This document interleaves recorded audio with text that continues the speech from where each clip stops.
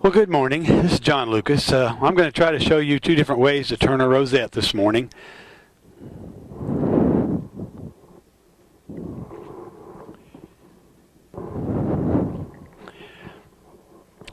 Okay, the first thing I did was faced off the wood because this piece of wood wasn't totally flat.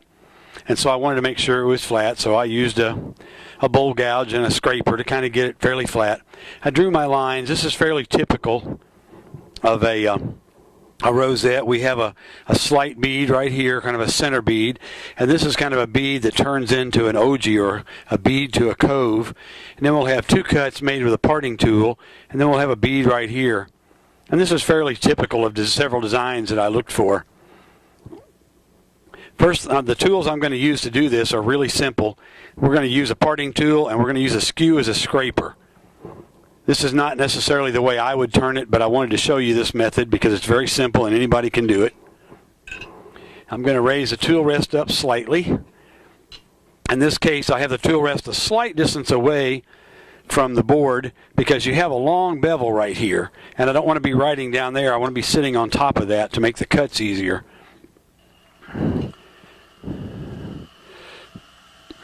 So we'll turn the lathe up fairly fast for this part.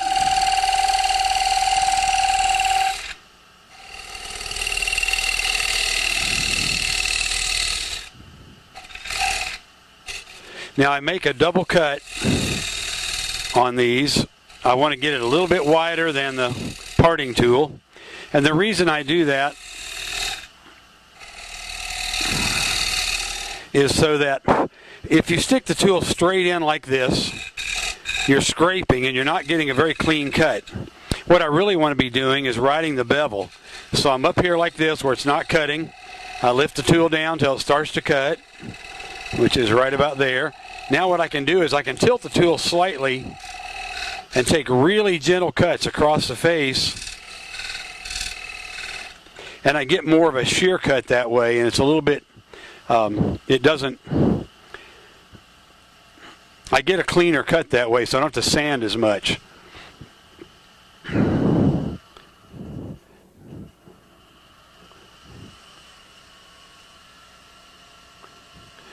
Now this is going to be my cove, and I want it slightly below the surface.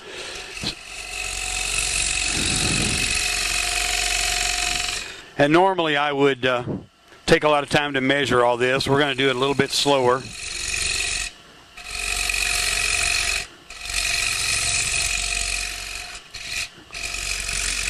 So that's the depth of my cove. So we'll just make a little stair step here to kind of give me an idea of where I'm going. This is my bead. Now this area right there is going to be the smaller bead. So what we'll do is we'll take the skew, and I'm just going to kind of carve it like this a little bit. We'll kind of make that little detail. Turn the skew over. Now I know all you skew lovers are probably panicking right now.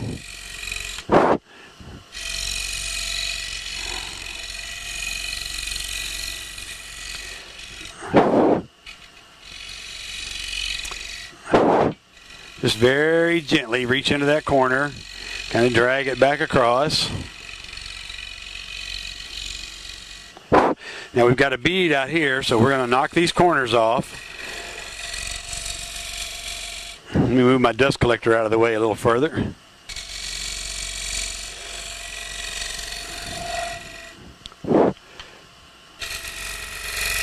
Now you'll notice that I have the tool flat on the tool rest. I don't want to tilt it up.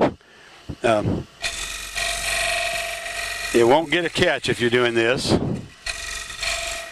In my early days of turning, I did a lot of turning like this because you can really sneak up on the cut. The problem is these are all scraping cuts, so the finish is not going to be very good.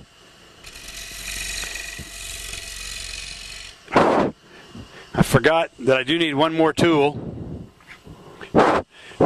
We're going to use a round nose scraper to do this cove, and you always go from the high point to the low point. The grain is running in this direction, and I want to be cutting downhill on the grain. So we'll cut from the left side down, And then we'll cut from the right side down. Now, since this is a regular scraper, you always need to keep the handle higher than the cutting edge. If I start trying to cut like this, I'm going to get a catch. So I keep it up fairly sharp. Go down to the bottom, top to bottom. Now we'll just clean up this corner just a little bit. Just be real gentle. I'm going to take my parting tool. I'm going to go in here again with the bevel rubbing. And just clean that up a little bit. Let's see what it looks like. Okay, that's not too bad, but you can see in here the grain is running this way. So right in this area, I'm cutting downhill with the grain. In this area right here, I'm cutting uphill with the grain. So you'll notice there's a lot more tear out in these areas, and that requires a lot more sanding to get those out there. I also have some bad details right down in there where I didn't get it really clean. So let me turn that up. And we'll take the skew and I'll try to reach way back in that corner. Again, make sure the tool's perfectly flat.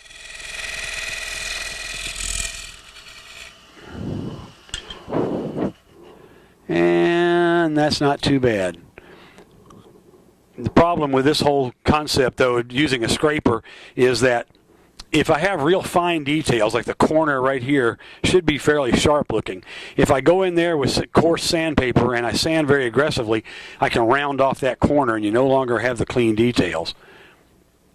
So what we'll do now is I'm going to show you how to do the same basic piece using a spindle gouge and my parting tool. I still need the parting tool for this area. I could do this area with my spindle gouge, but I won't be able to do that with a spindle gouge. That has to be done with my parting tool.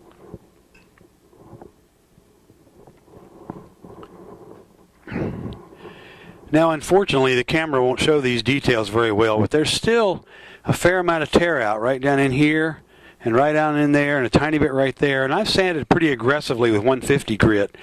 And I think you can understand that if I wanted to make 20 of these like I did for a friend many years ago, that I really wouldn't want to have to spend that much time sanding if I could get away from it. So now, okay, now we're going to do the same thing, but this time I'm going to use cutting tools instead of scraping tools. I'm going to use a Thompson detail gouge. I'm going to use a bowl gouge, a parting tool, and probably the toe of my skew for maybe just one cut. So let's get on with it. Oops, I need to raise my tool rest slightly. That's good. Now I want to make my initial cuts with a parting tool. Again, I'm going to lower it down so that it's rubbing the bevel. Lift up and make my cut. We'll go over here and we'll make the same depth. Now I'm going to make the additional cuts. I'm going to clean up both sides as careful as I can.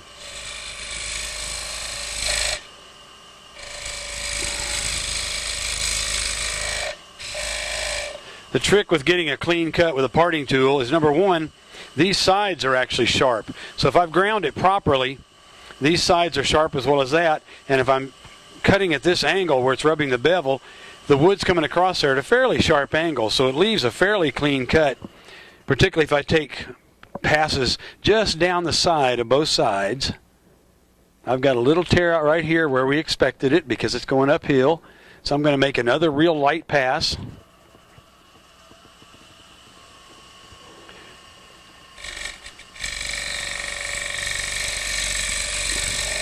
Part of the trick is not pushing the cut. If I push the cut very hard, that's where I get the tear out. You have to let the tool do the cutting. Now this is where my cove is going to be, so I want to cut that down below my surface. Now I leave a little bit of a bump right there so I know where my border was supposed to be. And this is going to be my bead, so I'm going to stair step it a little bit. Cut that down a little deeper. There we go. Now you could even go in here and take away a little bit of this just to speed things up. You know, we could make a little stair step there because that's going to be my bead. Now I'm going to take my my detail gouge, and again I'm going to rub the bevel. I'm going to turn the speed up a little bit. It's going a little slow in the middle. And one thing I do that you can't see from the camera angle is that the tool, I'm rubbing the bevel, but my arm is locked in position and I move my body to do the cut because you have to steer the cut with the handle. So we'll start out here and we'll make a cut. And I'll pull my body around. There we go. But you see where the tool ends up? It started over here and now it's over here. Now we're going to go back here and I'm going to rub the bevel. And I'll use my hips to move the cut. I watch the cut progress and I move my body accordingly. And we'll just connect those two. The tool's kind of bouncing because this wood has a lot of hardwood and softwood right next to each other, the heartwood. And so it takes a little bit more tool control. Just right to the bottom. Now we'll go to this side and we'll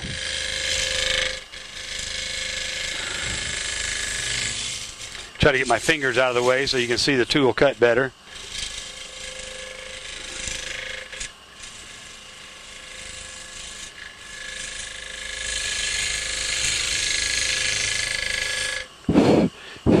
And we'll clean up that just a little bit more. There we go.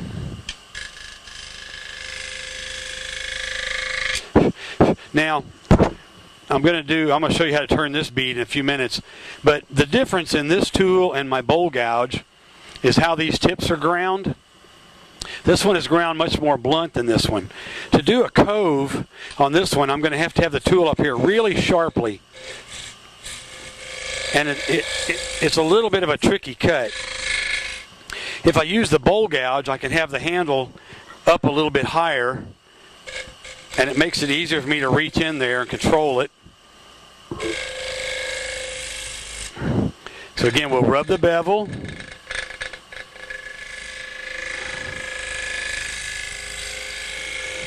Now I show in one of my other videos how this is a lot like scooping ice cream. You start with the flute sideways, and as you go down to the bottom, the flute ends up flat. But what you have to be careful of is you have to be careful of rubbing the bevel.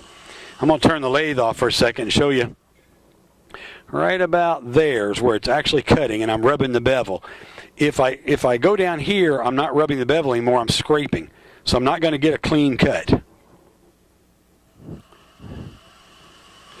So I want to rub the bevel, find the cut. Be very gentle. Now when you're starting the cut right here, there's a tendency for the gouge to kick back on you. And the reason the tool kicks back, and I'm not sure how I can show that really clearly. We'll take a skew, for example. If you were looking down at the tool from the top, if I have it angled this way, it's going to kick back this way. If I have it angled this way, it's going to kick back that way. There's no bevel rubbing at that point because you haven't really entered the wood. So what we want to do is, when we start the cut, since we know it's going to try to kick back, I start the cut extremely gently, and I put my thumb right here to kind of hold it, and I'll start that cut. And once you get the cut started, you have a shoulder. Once you get that shoulder, it won't kick back. So if we imagine this bead, for example, being my shoulder, when I start that, if I start that cut right here and I get going, now it's got a shoulder and it can't possibly kick back because it's hitting against that. So again, I'm going to start, and it doesn't matter which angle you're at per se. You can get by with different angles. The trick is starting that cut really, really lightly. And I don't know if the camera's going to show that because the lighting's kind of flat. But I've got a bit of a shoulder there right now. It won't kick back, so I can push it down in, lower the handle, and just blend those two cuts. Now while I've got this tool, I can go ahead and clean this up because my parting tool may not have cleaned it up as good. Now a trick that I use when I'm doing that cut is that if I go across here with the flute up like that, when it catches that shoulder, it's going to jerk the tool over, and I'm going to get a catch.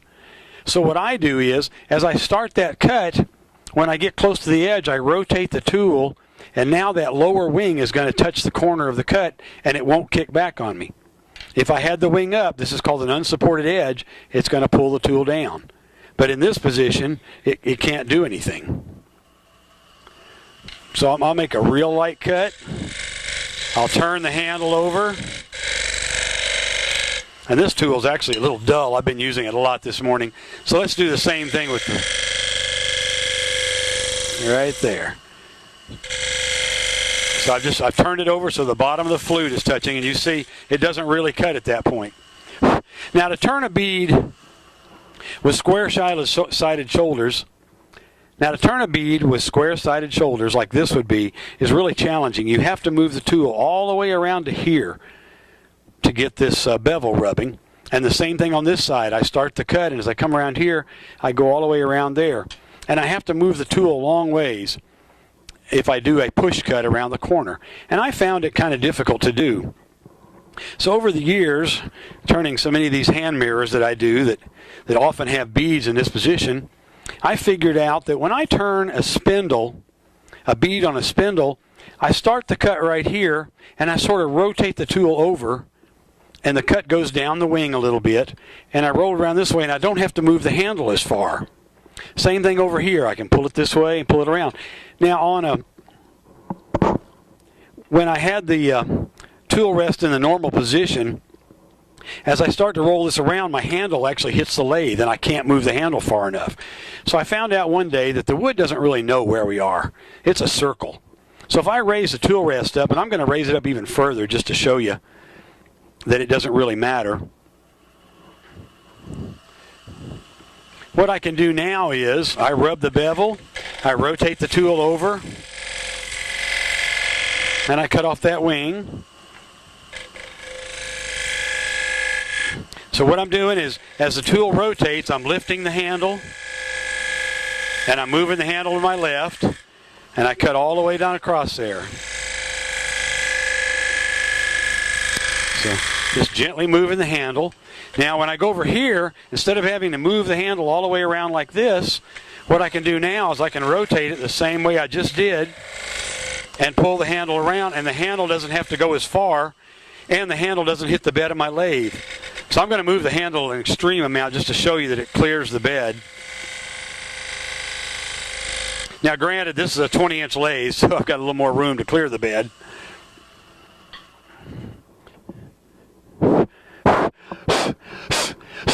You'll have to excuse me from blowing into the mic. It's a bad habit. So the only thing I've got left right now, it's a little bit dull right in there from my gouge not being real sharp. So I'm going to stop and sharpen that real quick.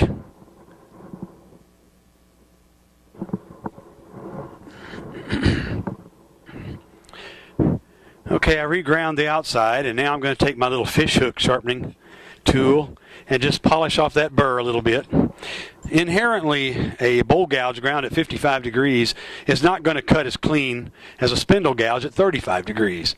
But to get this cut, it just makes it easier to do. So I put a fresh edge on there. I'm going to not force the tool. I'm going to take it a little more gently.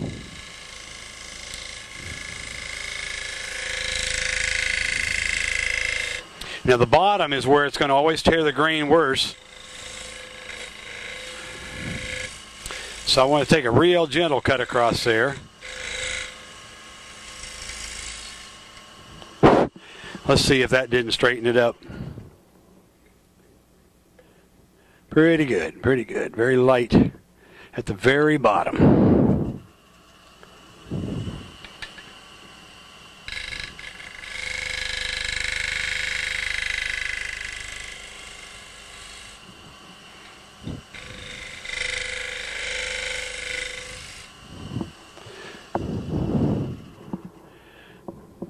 Okay, the trick I used there was to, if the gouge is cutting in this position, the wood's crossing that tip at 90 degrees. That's a fairly coarse cut and doesn't cut as clean. If I can cut with the tool rotated very slightly, either in this direction or this direction, it's more of a shear cut and you're just going to get a cleaner cut. Now I've got the tiniest bit of tear out. Let me blow those off and drive you nuts blowing on my microphone again. This side is cut pretty clean. The outside of that has got just a little bit of tear out right down the bottom. And again, that's because a parting tool never cuts quite that clean. So what I'm going to do is take the toe of my skew and very carefully, I got to move my tool rest a tiny bit, very carefully go down through there.